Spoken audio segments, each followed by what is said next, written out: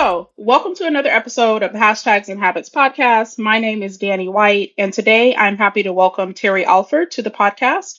Terri is the founder of TNA Financial Group, a financial services company that specializes in helping small business owners develop, grow, and protect their retirement. Her company serves over 300 clients, mostly business owners and entrepreneurs in over 22 states. As a highly sought after consultant and coach, Terri is committed to building, growing, and protecting her clients' wealth from financial infirmities and inflation changes.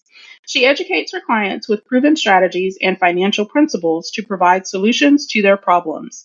In 2023, Terri created a community called Businesswomen Building Wealth to educate, empower, and equip businesswomen on their wealth building journey. Terri, welcome to the podcast. I'm glad you're able to join me today. Yes, thank you for having me. Awesome. So tell us a little bit about how you got into financial wealth building and financial strategies for business owners. Like how did you get here?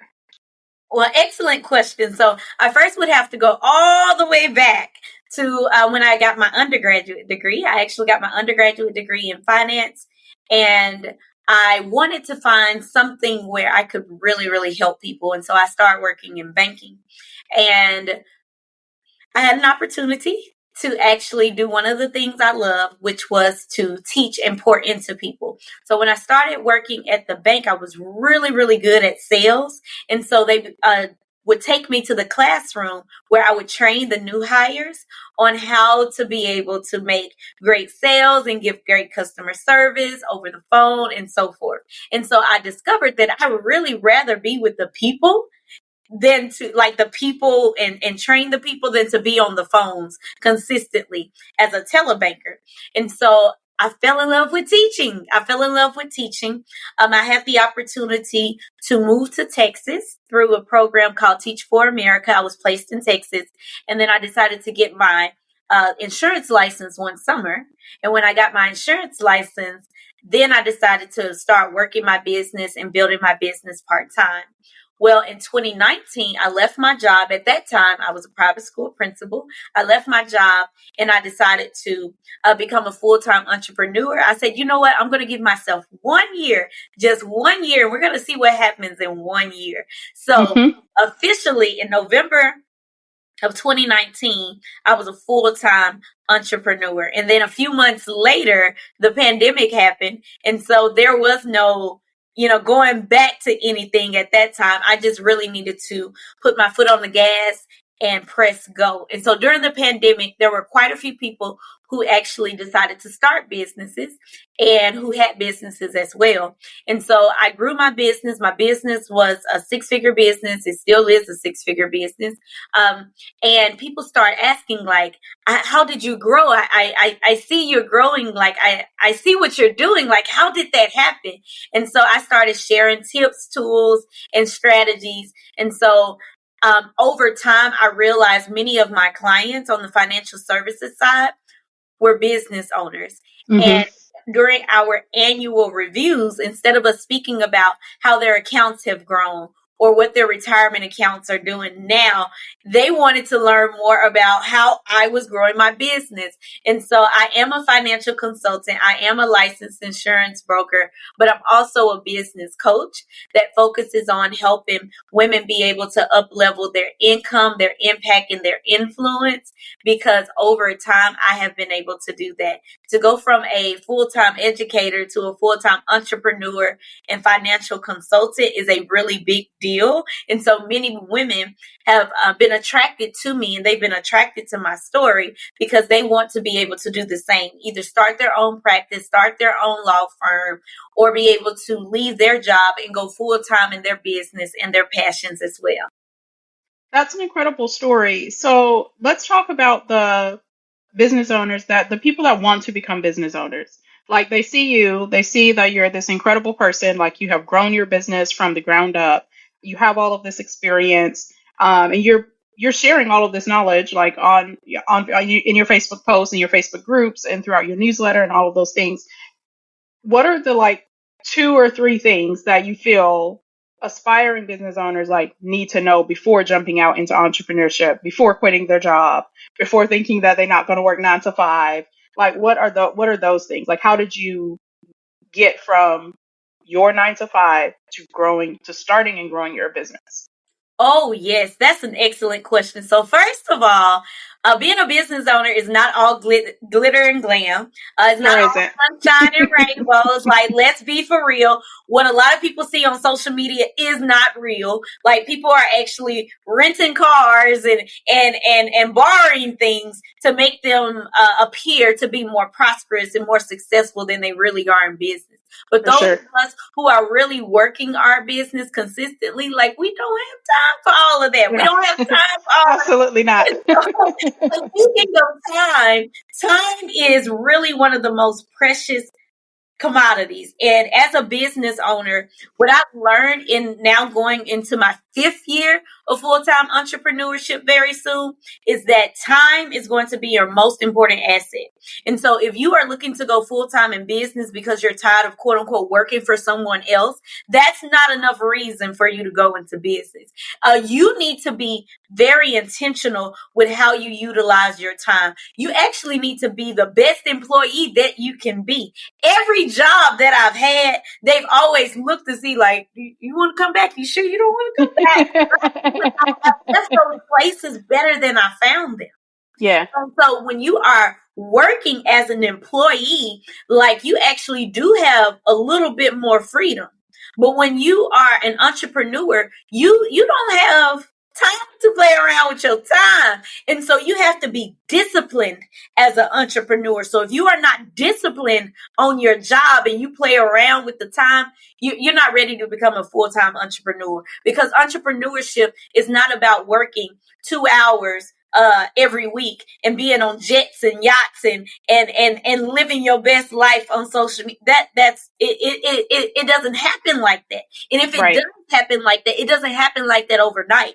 It takes some people 10 years to become an overnight success. It takes some people 5 years in order to truly learn what they're doing in their business and what is working. And so I would say, first of all, make sure that you are appropriately managing your time and you're being very efficient with your time. You do not waste time on your job, because you want to make sure that when you are a business owner and you get to the point to where you have employees, you want those employees to respect your time and your dollars the same way. Right. So we want For to sure. treat others like we want to be treated. The second thing that I would say is you want to be ready so you don't have to get ready, right? Just stay ready so you don't have to get ready. So I didn't plan to leave my job at that time. I Mm-hmm. didn't. But I had already built enough income to where I knew, and I had already done that part-time with working a few hours, to where I knew if I did go full-time in my business, I would be able to make enough to Mm-hmm. live off of, because that was extra money. And I was using that quote unquote extra money to eliminate my debt. And so I said, okay, if I'm able to make X amount of dollars working X number of hours on a given week or in a given month, then if I double my number of hours, I should be able to double my income. Is that enough for me to live off of? Okay, yes, that's enough for me to live off of. But this is what you also want to know. When you make 6 figures as an employee, it's different from making 6 figures as a business owner. Because Absolutely. when you are a business owner, like your 6 figures don't 6 figs the same way. No. You have to Mm-mm. pay for systems. More like 4 figures. Right. You have all of these expenses. And so having a 6-figure business is actually the foundation. It's the baseline. So if you have reached the first level, or you're in the low 6 figures in your business, then that's a good thing. But that's not the goal. Like, you can't build a multi-million-dollar legacy for years to come on just staying at that level. You know Right. why? Because inflation is a beast, right? Yeah. And it's not going anywhere. So if inflation keeps inflating like it's inflating, then guess what? Over the next 10, 20 years, those 6 figures are not going to buy you the same thing. So you have to be Absolutely. prepared to grow and do your numbers.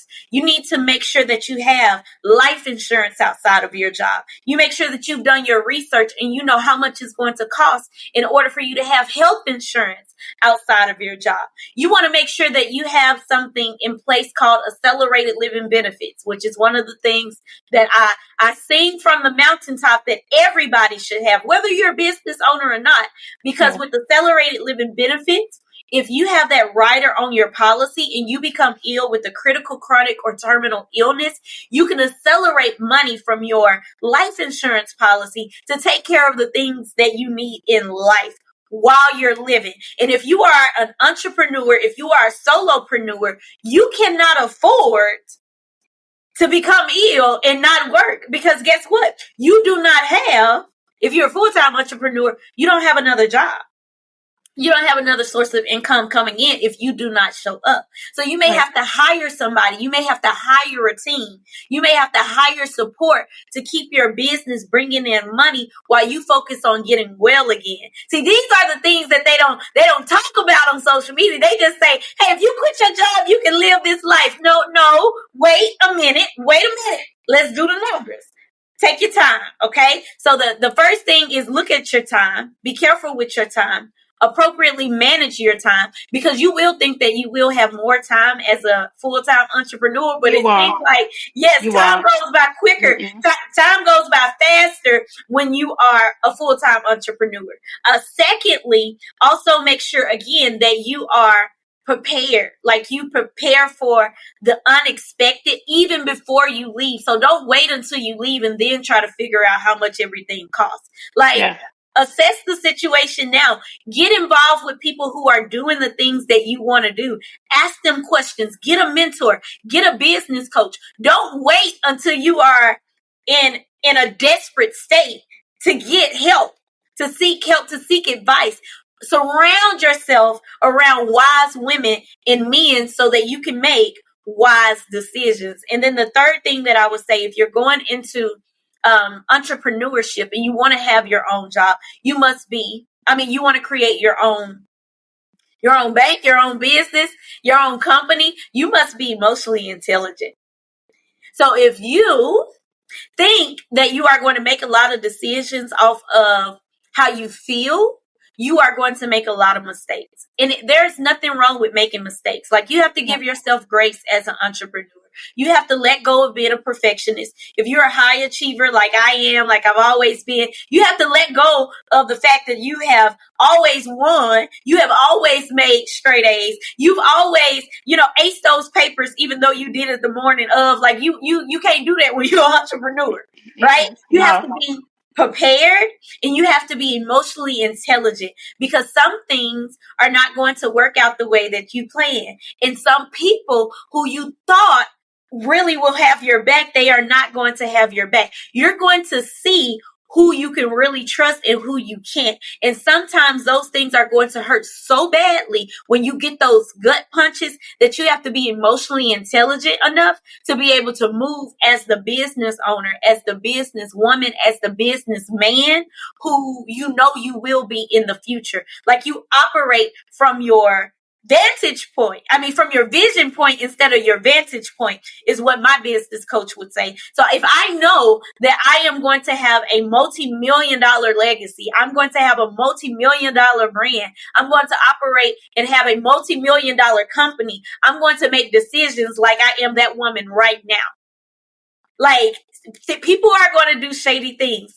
Contracts are not going to work out, right? They're not going to contract. No. They not going to contract, right? Yeah. You're going to get your feelings hurt. People are going to lie on you. It's all of those things are going to happen. People are going to stab you in your back. People are going to try to steal from you. You have to move with emotional intelligence. So I would say, before you go into full-time entrepreneurship, or before you do start a business, know that you really have to work on your mindset. And one of the best ways to work on your mindset is to be around people who can take your mindset to the next level. Sometimes you may have to speak with a therapist. Sometimes, again, you may have to have a mentor. You may have to have a business coach. But the company you keep the company you keep will help you with your emotional intelligence. Because when I had an issue, I have a team of agents.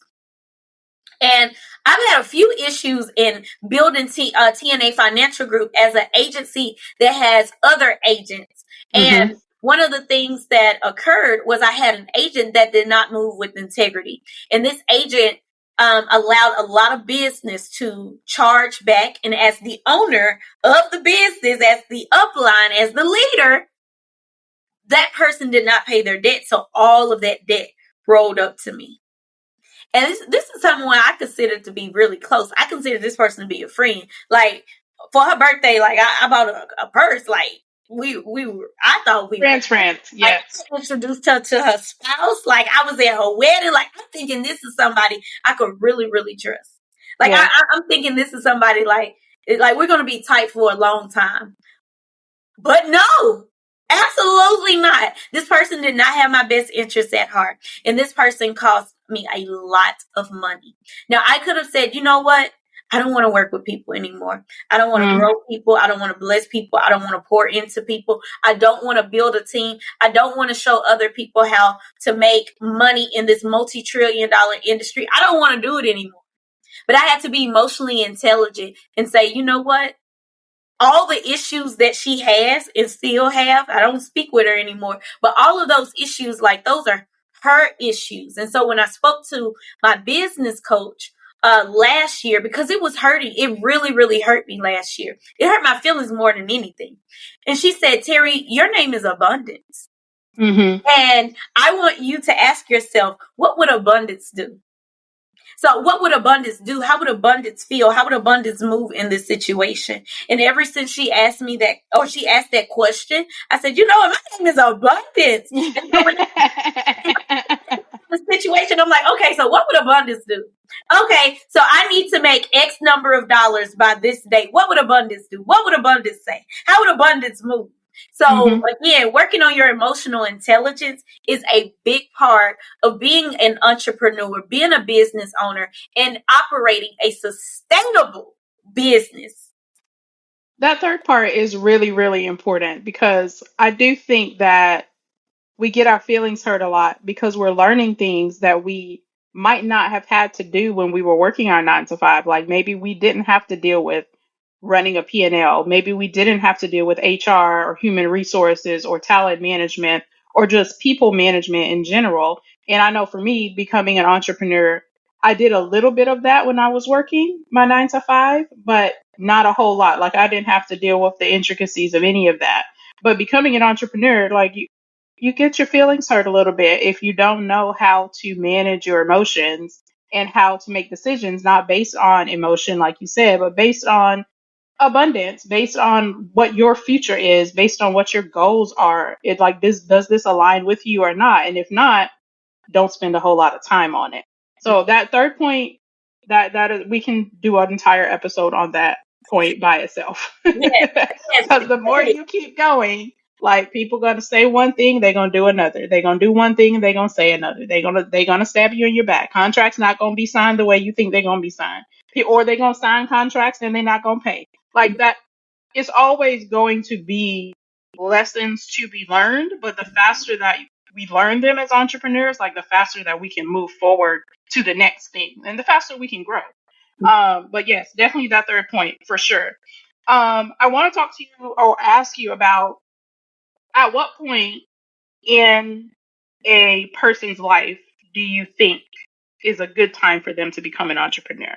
Because what I am seeing is people who want to leave their 9 to 5, but they might have a lot of credit card debt, or they might have a high rent payment, or they might have a high car payment, and just jumping out there without having any baseline, and they don't have any savings. It's hard. Like, it's difficult to save now. Like, at what point would you consider a good time to become an entrepreneur? That's a fantastic question. And I've been on a lot of podcasts, but no one has asked me that question. Okay, so entrepreneurship is expensive. Okay, it is expensive. That's the answer.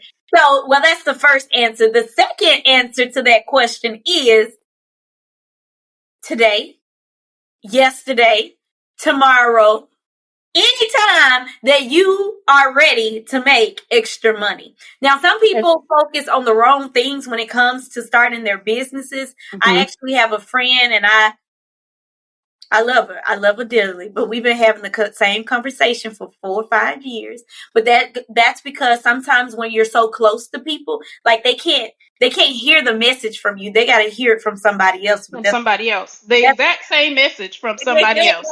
That's a whole nother story for Tell another me about it. And I have consistently shared with her, friend, you have the website, right? You have the landing page, you've gotten the LLC, you got the logos, you've done headshots, you've done all of this. Where are your sales?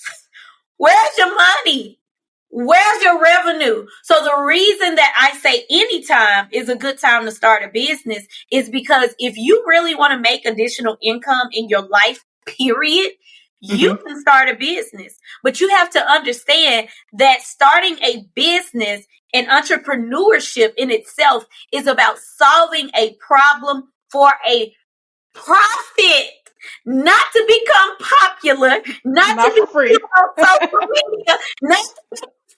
No, solving a problem for a profit. So if you do not have a lot of money in your account, if you are in debt, if you want to get a promotion on your job, but you realize like the chances are slim because maybe the company only opens up positions every 2 years, and you're like, I can't stay in this apartment. That's what someone said to me. Terri, I can't stay in this apartment that I'm in if I do not make extra money. Like my job gave me a 50-cent raise, but my apartment has the rent is increasing by hundreds of dollars. So it's like it's like I'm still at a loss. So guess what? If that is your situation, that is not the time for you to say, I don't have time to start a business, or I don't have money to start a business, or I don't have time to go to business. No, entrepreneurship can set you free, because the truth of the matter is when you are an entrepreneur, you have unlimited possibilities to how much money you make. There is no cap to the amount of income you can have. Absolutely. There is no cap, but it is expensive. It's going to cost you a lot of mental space, and it can cost you money in getting certain things in place the way that it needs to be. But I don't know about everyone who's a part of your audience, so I'm going to say this to somebody because somebody may need to hear this. You can start your business without all the fancy things. The first thing that you need to focus on in starting your business is getting customers and getting sales and getting clients, improving your concept, period. Point blank, period. All the marketing and branding and a website and all that stuff, like that's cute. Get a sale. So let me show you what I mean. Get a sale. So let's say you know that you want to do catering for big events. Like you've always loved cooking, right? You've always loved serving. Well, guess what? Start cooking, start selling. Period. Start cooking, start selling. You make you a menu. We are getting ready to go into the holiday season, right? So you make you a menu and you say, hey, I know that there are some people who need some help this Thanksgiving season, right? And so here's my Thanksgiving menu. Turkey, ham, lambs, greens, tomatoes. I don't know. All of them. Things, right? Right. Macaroni and cheese, cheesecake, pound cake, sweet potato pies, chess pie, pecan pie, and you make yourself a menu, right? And you can sell those in quantities for families of 4, families of 10, families of 20, right? And you make yourself a menu, you make yourself a flyer, you start with your friends and family. Who needs a pound cake for Thanksgiving? You're laughing. I'm so serious. Yes, it really just start. Like just start. We don't need nothing, nothing else. No social pages, no website, no new logo, no new colors. You are absolutely correct. And I feel like a lot of times we spend time on the minors and not the majors. Because until you have a customer and until you have revenue and until you have profit, you're just having a hobby. You don't have a business. Yes. And that, even in marketing, like that is the same thing I always tell my customers. Like, okay, so how much are you making monthly, annually? Because first of all, that determines how much you pay me. That's number one. But if you're not making anything, then we have other problems to work on, not a marketing strategy. We have other problems to work on. Like, are you selling the right product or the right service to the right client? Do you even know who your target audience is? There are so many levels to business development and entrepreneurship that I feel like we don't talk about enough. And that is one of them. Like, until you have customers, you don't have a business. You just don't. You don't. And like I said, you have to prove. You got to have a proof of concept. Like, is this something that people really want? But you don't know if people really want it until you ask them to buy it. So you got to ask them to buy it. And here's the thing. I'm going to put this out here because I don't know who needs to hear this. But pre-selling will change your life. I hope it's okay. I'm going to jump ahead a little bit. Go ahead. A conference, right? I'm hosting a conference in October. Well, it is October now. It is. But I'm hosting a conference. End of October. Next year in October. I'm going to have a conference next year, right? And then in April of this year, I start getting my speakers and sponsors together because I said I'm going to have a conference in October, right? And then in May, I start selling tickets because I said I'm going to have a conference in October, right? And so I start pre-selling even though the conference is not here yet. Mm-hmm. So the same way with your catering business or another business that you may want to create, you make the offer, right? You get people to buy, and then you have the money that you need in order to get all the other fancy stuff. So you charge a price. See, I don't know if we have enough time, but you charge a price and make sure you get a profit when you out there making your meals and stuff for Thanksgiving, right? Mm-hmm. And then from that money that comes in, you got to take into account like the packaging, right? The food, all the ingredients that it takes in order to make what it is that you're going to make. And then you are going to deliver on whatever it is that they want. And the difference between what it costs you to make that item, that food item, that pan of lasagna, right? That pan of dressing. Ooh, I'm getting hungry just thinking of it. to make that, right? Take whatever they paid you, minus the cost. What's left over is your profit. And then guess what? You're going to do that again and again and again. And when they say that the food is good, you're going to get them to do a testimonial and you're going to get them to tell their friends, because if your food was good for Thanksgiving, then they may want to use you for Christmas. Right. Right? And so by that time, now you're like, okay, what is it that I need? I need to get me a website real quick. Well, there are some places you can get a free website. I think Google got a free website, right? You can get a link tree. You can get a free page on Facebook and Instagram, but you may get to a point where you're like, well, I need more of this and I need more of that. So guess what? In order to get those extra things you need in your business, you need to sell more. Sell more. So I think I'm trying not to go down a rabbit hole, but when you ask about like, what is it that new entrepreneurs need or aspiring entrepreneurs need? You need to believe that you have a business and you truly can attract abundance, and you do have control over how much money you bring into your business. You have way more control than you realize. I talked to a businesswoman yesterday and she was like, okay, so if this woman comes back and I have to negotiate this rate, like, do I give her the opportunity to tell me the terms and conditions, or me? I'm like, she needs you. She needs you more than you need her. And the money that she's going to pay you does not amount to the service that you're going to provide, to be honest. Like, let's be real. Like, she really, really needs you. So, of course, you got control over the terms and conditions. This is your business. It's your business. Yeah. Yeah, for sure. Why do you think that business owners are afraid to sell? Why do you think we're afraid to sell? Are we afraid of rejection? Like, what is it? Mindset. So, first of all, you have to break away from the employee mindset, right? So with the employee's mindset, you're thinking like, okay, if I work, this number of hours, I'm supposed to get this exact amount of dollars. It doesn't work like that in business. Mm. And so in business, you actually have to sell, and you have to understand it's a numbers game. So because it is a numbers game, you are supposed to get no's. You are supposed to get no's. You use that no to get to count as quantitative data, qualitative data. You look at those no's, you say, okay, you can quantify it by saying, okay, if I ask this many people in this demographic, in this area of my life, with this type of job, with this type of income, the likelihood of me getting a no is going to be high. But if I ask these types of people with these levels of income, or this interest, or this thing in common, or this could be a religion, or it could be a field of study, or like, understand that the no's are coming. So when you ask about fear of rejection, yes, fear of rejection, not understanding that as an entrepreneur, you are supposed to get no's.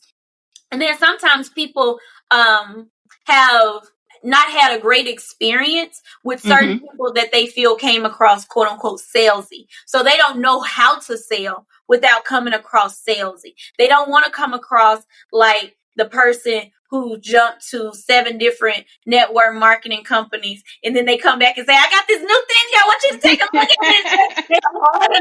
And they're like, not you again with a new product.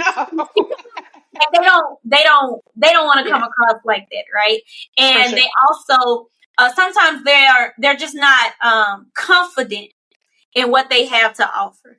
They are not proud of what they have to offer. They don't understand how what they have to offer is the solution that people are looking for. When I was an educator, I'll be honest, when I was an educator, if you search my social media back then, what you did not see is me talking about life insurance. Now, I did talk about life insurance out and about, but I was on social media talking about life insurance because I was like, well, I don't want people to think that I'm distracted and I'm not giving 100% to being an instructional coach or being a principal. So I'm not going to use my social media for my life insurance business. I'm going to use it for the school and education and things like that. But there, deep down on the inside too, I didn't want people to be like, you sell life insurance? You talk about that? Like I needed a mindset shift. Right. I know now. Oh, like I sell life insurance. I'm doing the Lord's work. Because first of all, what I do know is there are so many, and I'm not going to get too churchy, but there's so many Bible verses that tie into what I do. There's a Bible verse that says, a great man leaves an inheritance for his children's children. So if you don't come from millions, guess what? Millions can still come from you because of life insurance. Absolutely. Yeah. Right? I teach my clients about a concept called $1 million baby plans. And these plans can give their children over $100,000 for school and over $1 million when they get ready to retire. They can use that for real estate investing. They can use that to start their own business. They can use that to become their own bank. And guess what? The reason that I'm able to do those things is because I have a life insurance license. I have a client who just was credited $19,000 to her retirement account last week because of a rollover that we did last year. She got a divorce. She inherited her husband's one of his retirement accounts, and we rolled it over into one of my products. And it's an index product. It's not directly in the market, so she doesn't have to worry about losing any money. And all she did was did an application, and we rolled that money over. And last week, when I looked at her statement, her account was credited $19,000. I know I can do that with my life insurance license. I know that what I do is transformational. I know that when someone does pass away and I'm able to say, I am sorry for your loss, here's a check. It makes a difference. It makes a difference. Yeah, for sure. So some people are not confident in selling because they're not confident in what they sell, and they're not confident in the transformation that they provide. Another verse is, the wise have wealth and luxury, but the fool spends whatever they get, whatever he gets, whatever she gets. The wise have wealth and luxury. I know that I am helping people build generational wealth because of my financial products and services, because of my coaching products and services. So I am going to sell every day. I'm going to sell every day in multiple ways because I know that what I have is something that people are looking for. So whether you have a consulting business, if you have a product-based business, if you have a service-based business, someone out there is looking for what you have to offer, but they need to be able to find you. And that's where Danny comes in. Like, they need to be able to find you. Yeah, for sure. Absolutely. I wanted to talk about your comment that you made earlier about you having building a six-figure business. Break without telling us all of your business. Break down the six figures, because I do think that when we say six figures and when six figures enters our bank account and it exits our bank account, those are not the same numbers. And I think on social media, when people talk about having a six-figure business, it seems like this big deal. But once you hit six figures, the six figures don't be six figuring. So break it down, but don't tell us all your business. Just break it down for us. There are levels to this thing, right? So every year, like every round, like I'm sounding real churchy again, but every round goes higher and higher. Okay. So the way it works is when you are, first of all, you have to decide like what type of business do you want, right? And if you are going to be a service-based business owner, you have to understand that you have to provide a service, and you have to think through all the costs that are going to be associated with providing that service. Same thing with the product-based business. Now, I will say most of my clients that I serve, they are service-based business owners. And even though I have my own company, TNA Financial Group, it is an LLC. Before TNA Financial Group was an LLC, for real, I was making six figures annually as a 1099 self-employed contractor. I feel glad to tell y'all this because this is where it gets real tricky for some entrepreneurs too. So don't get too caught up in the name and don't get too caught up in, how do I want to say this? Don't get too caught up in everything being on you. Okay? You may say that you want everything to be on you, but you really don't, because everything wasn't on me. So when I said I made six figures, I became a six-figure business owner during the pandemic. I was a 1099 self-employed contractor. So I was getting paid commissions, and it was commissions only. So I was contracted with multiple insurance companies. And once I sold a policy or I worked with a retirement plan, I created a Roth IRA or something, I made a commission, right? Now, whatever it took in order for me to make that commission had to be subtracted before I could really say that I made six figures. And there are different levels to it. First of all, in order to make six figures a year, you need to make $8,333 a month. That's not hard to do in my industry. However, in some people's businesses, you may be making $8,333, but again, like let's say we're going to use catering again. You've had to pay people to deliver your food. You've had to pay like overhead. You've had to, buy a lot of materials. I used to drive, but I don't drive anymore. I work most of my business virtually because during the pandemic, I couldn't go to people's homes. I couldn't go to people's offices. So I had to move everything online. And so my profit margin actually got much better. Much bigger. Yeah. Much better, much bigger because I moved my business online. However, beforehand, I was making less in profit because I had to drive. I may have had to drive from Fort Worth to Mesquite to Plano and then back to Grand Prairie because that's where I lived at the time. And so when you are a six-figure business owner, it's okay for everything not to be on you. The reason I say it that way is because even though I do have my own business, and of course, TNA Financial Group is a LLC, I am contracted with what we call in our industry an IMO, an independent marketing organization, which is contracted with an FMO, which is a bigger, which is a like the IMO for IMOs, if you will. Gotcha. If I had gone out and gotten my own I'm independently contracted, but I'm still connected in this network. But if I had said, you know what, I want to be 100% independent, I don't want to be connected to anybody else, it would have cost me so much more money. Right. It would have cost me so much more money. I would have had to pay more for like a legal team, compliance. Like it's just so many levels to it, y'all. So when it comes to me having a six-figure business, the first year that I hit six figures in my business, it was all commissions. And my overhead was low because I needed to pay for Zoom. I've never bought an ad. Let me say this. I've never bought an ad. I've never gone door knocking. I was using social media a little bit. I mean, I may have done vendor tables here and there, but still, after all the expenses were taken care of, I still made six figures.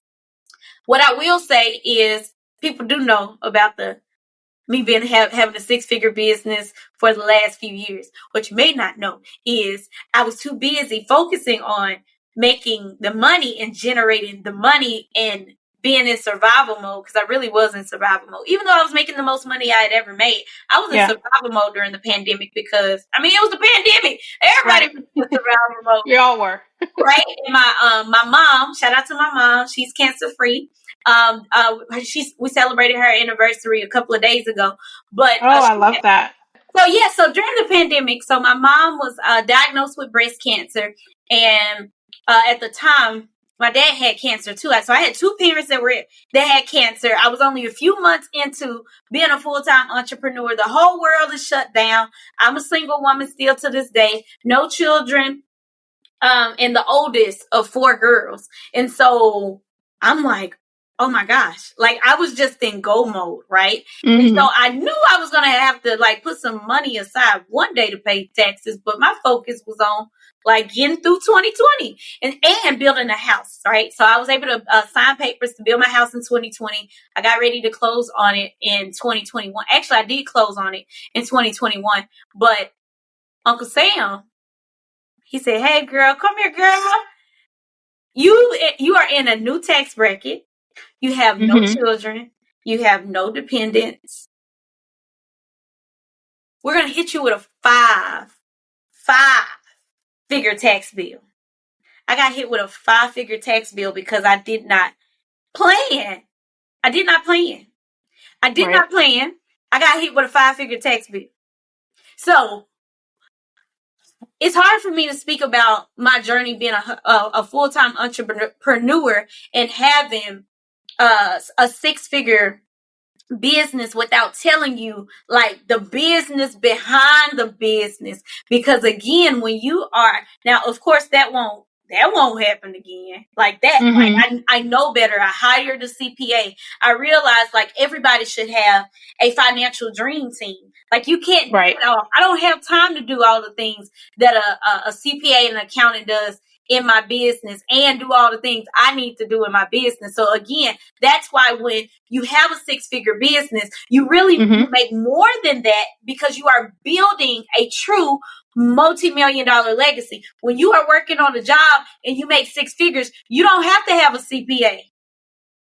You can have a tax preparer and a tax strategist, but you don't need to have a CPA. You don't have to have somebody like managing your books, managing your tech, managing your social media, managing your team. You can do it all yourself if you want to, but eventually it's going to eat into that time. And remember, you got to have a lot of your time being spent on your money-making activities. And if you're not spending time on the money-making activities, you're not making enough money to keep the business sustainable. So I hope I answered your question, Danny, as it pertains to six figures. There's a difference between $100,000 in income versus $999,000 in income. And you don't want to make $1 million in a year and have your first 7-figure year and did not plan appropriately and end up owing Uncle Sam $370,000 because you didn't plan appropriately. So in all of that, again, having a 6-figure business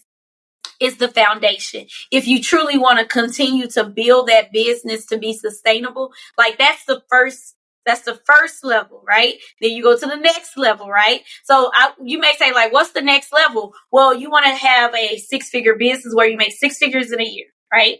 And then your next level that you want to strive for is 6 figures in a quarter. Or it may be, you know what? Let me back up. 6 figures in 6 months, okay?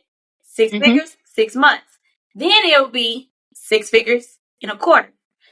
Then it'll be 6 figures in a month. You're a millionaire by that time. Or your business will generate $1 million. But even though your business may be generating $1 million, that doesn't mean you're taking $1 million home. Because you have a business that's generating $1 million a year, you're probably paying employees, right?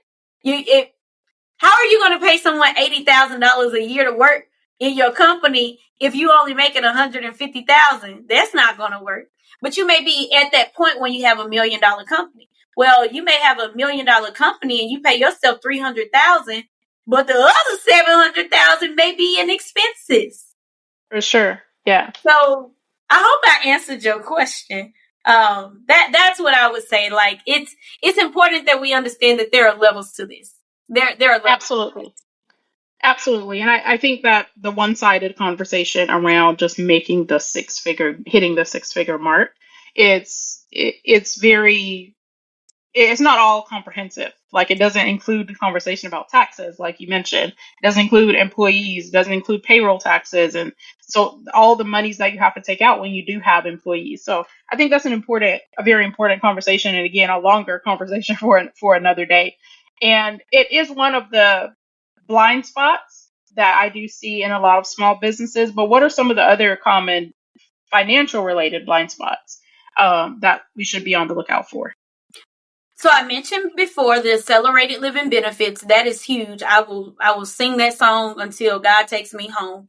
Because again, if you do not have something in place, if you do become ill with a critical, chronic, or terminal illness, you are going to need to pull that money from somewhere to take care of yourself. Where are you going to pull it from?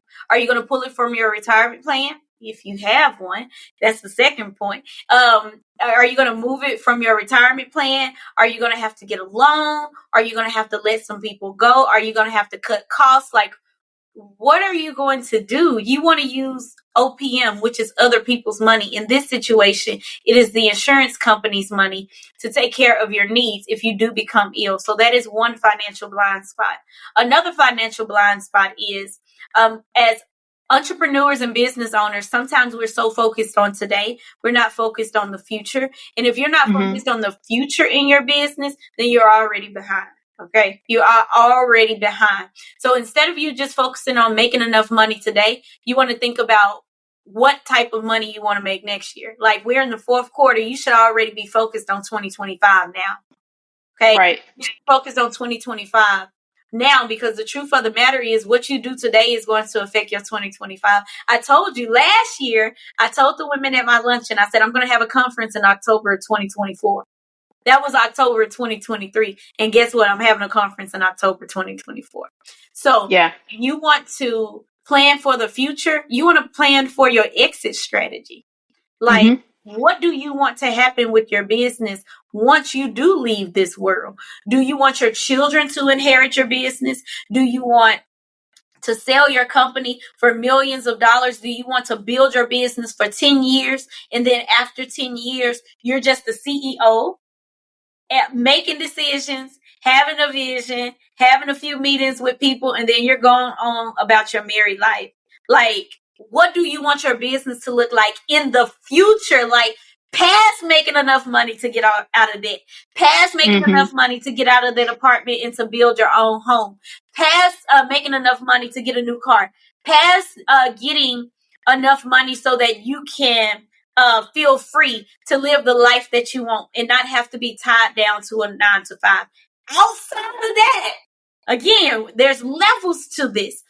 Right. How do you want to make sure that your children are eating from the fruits of your labor today? What are you building to make sure that your business is sustainable? Your connections are sustainable. Your networks are sustainable. That is a blind spot that a lot of business owners have financially. One thing about me is, again, I don't have any children yet, but if I do have children, and if the Lord decides to take me home early, one thing I know, my baby's going to be taken care of. They're going to be taken care of. You know why they're going to be taken care of? One, because I made sure I got my own products, right? I do have life insurance, more than one life insurance policy. But I also have built relationships. I've built networks. I've poured into people, right?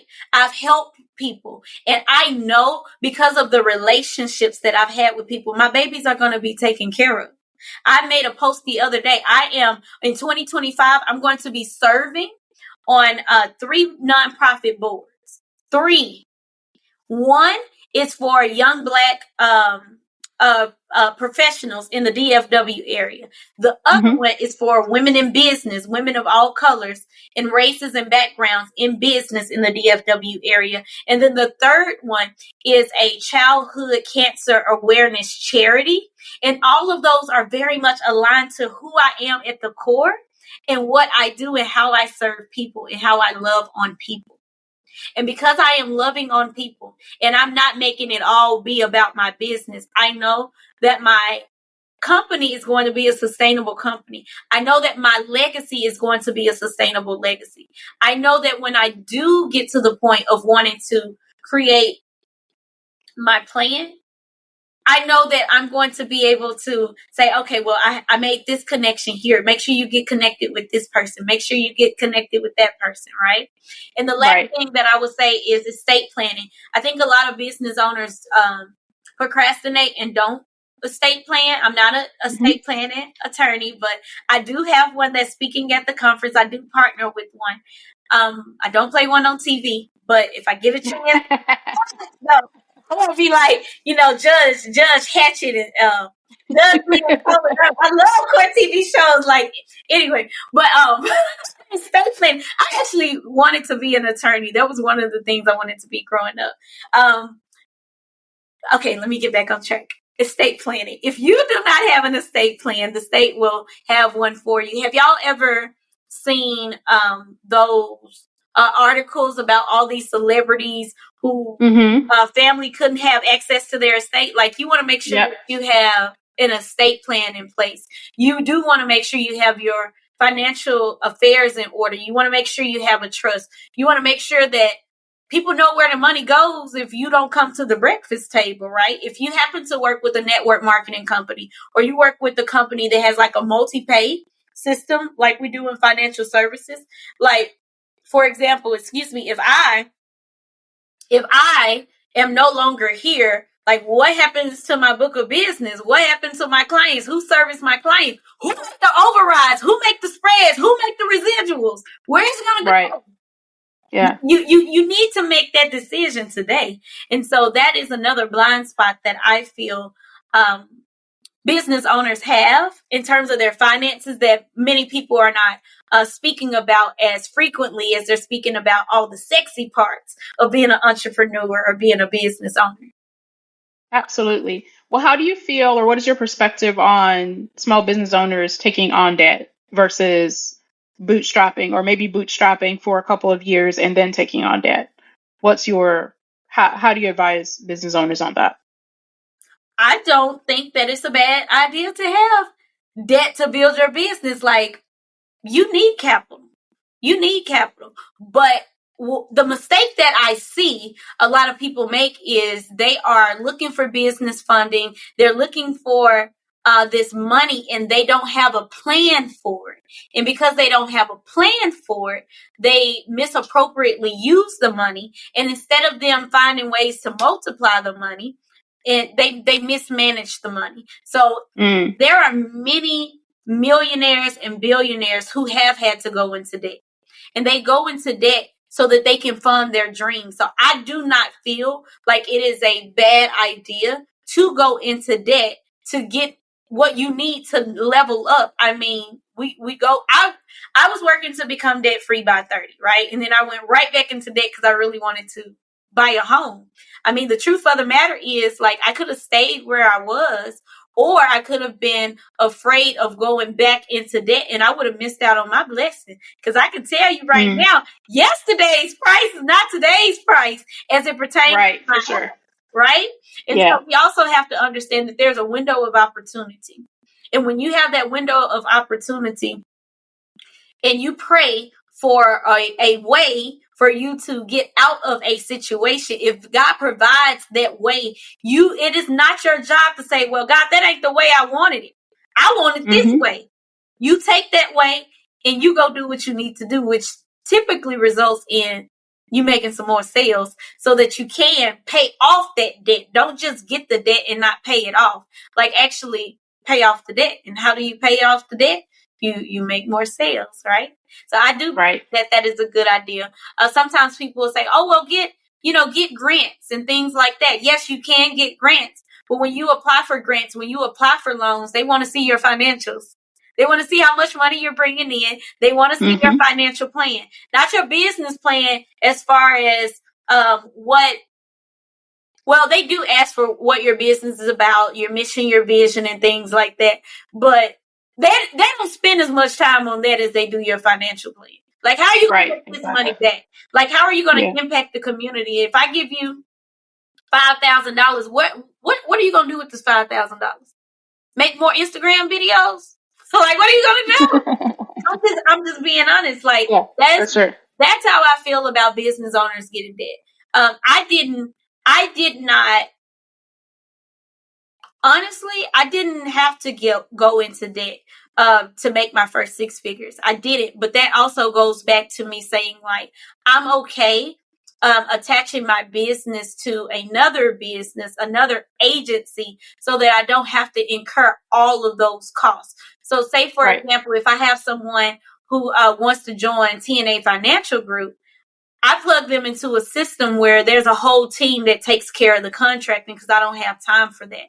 But if I did that on my own, like, that would take a lot of time. Or if I had to hire an assistant to just do that part, that would cost me more money. So I would say, consider all the costs. And I also would say this, even though it's not totally directed or tied into what you asked, I think that before you go into business in an area, you want to, like, get an internship, get an apprenticeship, like, walk along the sides of somebody that's doing what you want to do. Before I decided to do this conference, I went to 5 conferences, upscale, high-end conferences last year. One of them I spoke at, another one I volunteered at, and 3 of them I flew out of town to attend. Why? Because I wanted to see what was happening. I wanted to feel it. I wanted to see what was happening behind the scenes, and I wanted to know what was happening in front of the scenes. Sometimes people go into business because they think that it's a good idea, or somebody gave their testimonial on social media and they're like, I made $1 million in 3 months with $0. No, you didn't. Sugar daddy, because that did not come from your business in 3 months. Like, it just doesn't work that way. That way. And so, get a good understanding. If you, like, for example, my sister is in medical school, and right now she's doing rotations. So her and her medical school friends, they are comparing their experiences from working at different offices and working in different places and with different doctors. And so before she graduates from medical school, she will have had experience working at a psych ward, working with the OBGYN, working in internal medicine, working with a pediatrician. Before she decides the type of doctor, working with the ENT doctor, before she decides the type of doctor that she wants to be, she spends time in the doctor's offices, working with them and seeing what their life is like. So that's another reason why, if you are going to go into business, if you are going to go into debt, make sure you do your research and make sure you attach yourself with people who are doing what you want to do so that you can truly learn the ins and outs and not just see all the fluffy foo-foo stuff on social media about being a business owner. Absolutely.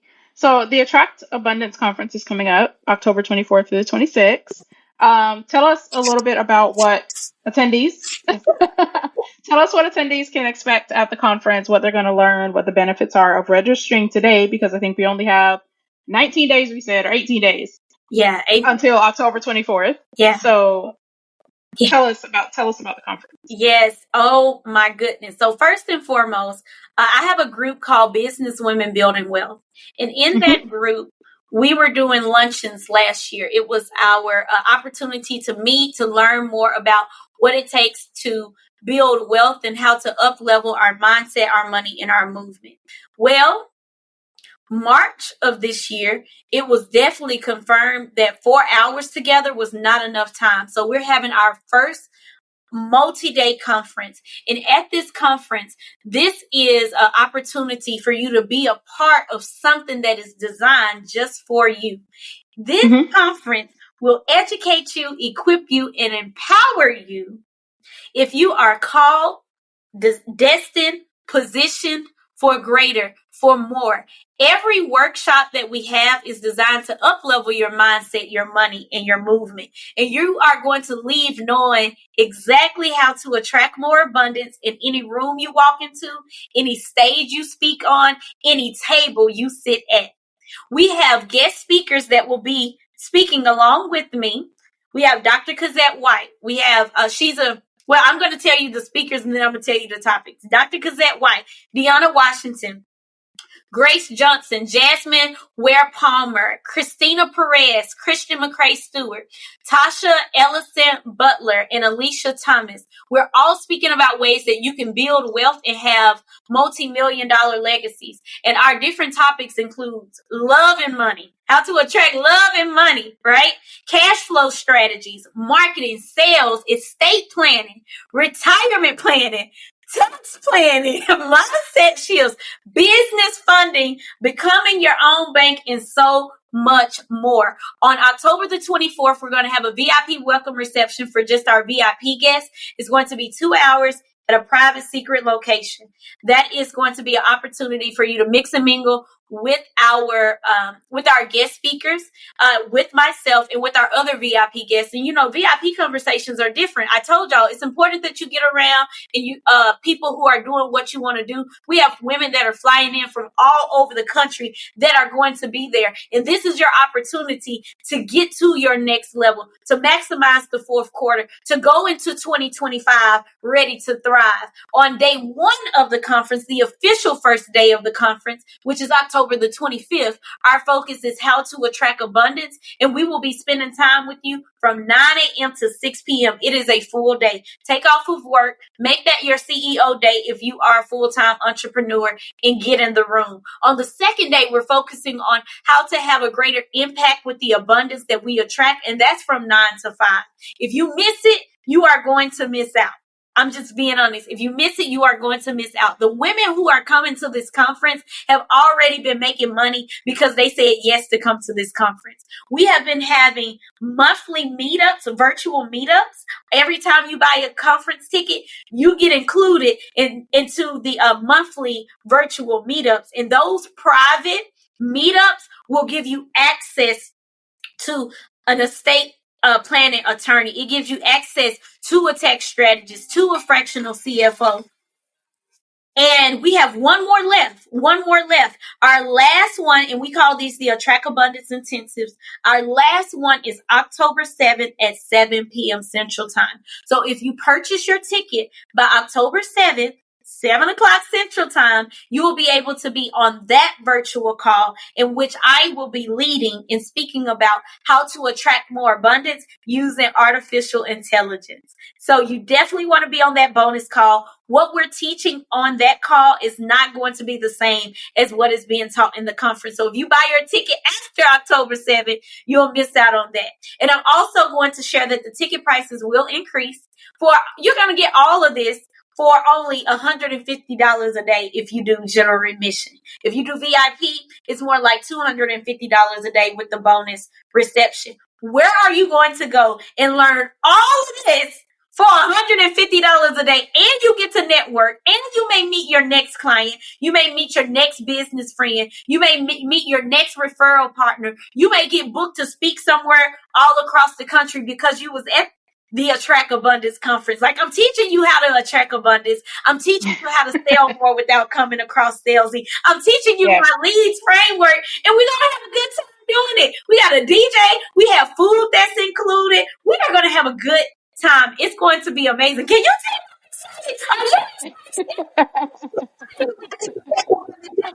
This is going to be the thing that is going to transform lives. Like I said earlier, in this video, I used to play small. I used to not shout from the mountaintop what I do and how I transform lives. But I know that that's being disobedient. At this conference, we are going to teach you how to show up and take up space and do it in a way that is respectful and is memorable and is honorable and is also going to bring more abundance to you. So if you have not gotten your ticket yet to the Attract Abundance Conference, you can go to attractabundanceconference.com. You can purchase a ticket there. If you need a hotel room, we have hotel discounts on the site. And if you need a special link so that you can use so you can use Klarna or Afterpay and break your payment down in 4 payments or 6 payments or 12 payments or whatever you got to do to get in the room, make sure you comment on this video or you send me a message.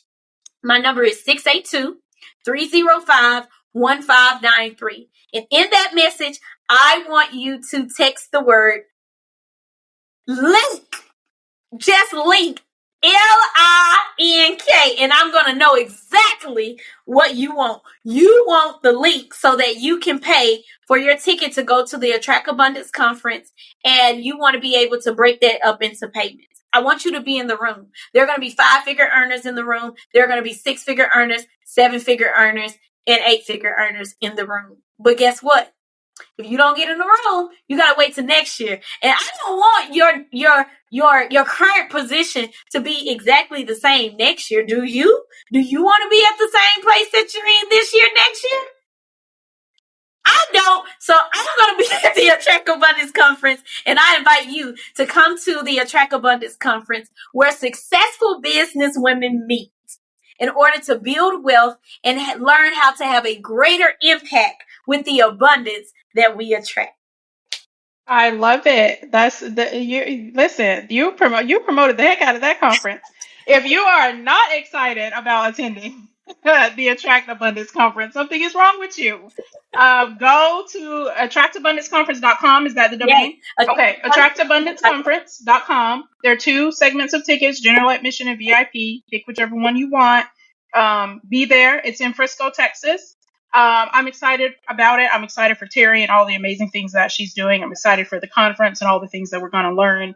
And be there. Get in the room. Get in the room to learn the things so that you can up-level your life. Terri, this has been an amazing conversation. Thank you so much for joining me today. I want people to register for the conference, join your community, building businesswomen building wealth. And what else do you have that people can get involved in? Okay, excellent. So if you do want to join the community, you can go to jointerri.com. Terri is spelled Terri, jointerri.com.